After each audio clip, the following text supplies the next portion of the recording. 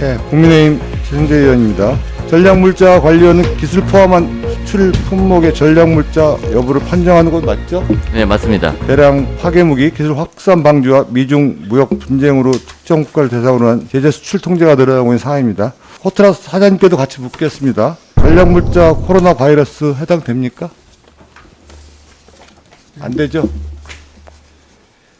코로나 바이러스는 지금 논의 중인 걸로 알고 있는데 메르스 코로나 바이러스는 전략물자 대상입니다. 문제가 되는 것은 이중 용도 품목입니다.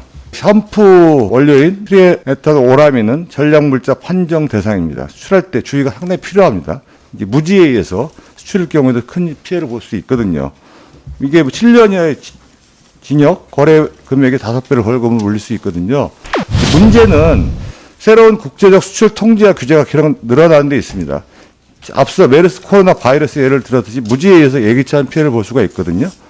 한 예로 미국 국방부가 중국 공산주의 군사기업 15개를 새롭게 수출 통제 대상으로 등록했어요. 중국 기업 71개와 러시아 45개 회사의 특정 품목에 대한 수출 통제하고 있습니다. 이러한 정보들을 우리 중소기업들이 공유하는 게 상당히 중요하고 큰 피해를 미연에 방지하는 것이 전략 물자 관련된 노력이 중요해 보입니다. 호트라 사장님, 네. 혹시 미국 국방부가 수출 통제 대상으로 등록한 중국 공산주의 군사기업 15개 혹시 알고 계세요?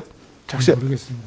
알고 계셔야 되고 수출업자들의 공유해야 되는 이유가 미국이 수출 금지시킨 중국 회사에게 우리 기업이 거래를 했을 경우 미국이 우려 거래자로 등록하기 때문에 큰 피해를 본다는 겁니다. 화면을 보시면 한 해 3만 건 정도의 판정이 이루어지는데 근데 2020년도 자가 판정 이용 기업은 8,276개 회사 중 중소기업이 5년 평균 96.6% 차지합니다. 국제 제재가 계속 늘어나는 상황에서 자칫 큰 낭패를 볼 가능성이 있습니다. 특히 코트라 사장님도 우리 기업의 수출 지원 프로그램에서 반드시 전략물자 유무 판정을 받도록 하는 시스템이 좀 필요하다고 저는 생각이 듭니다. 이것은 전략물자 관련 산업부 코트라가 유기적으로 협력을 해야 된다고 생각합니다.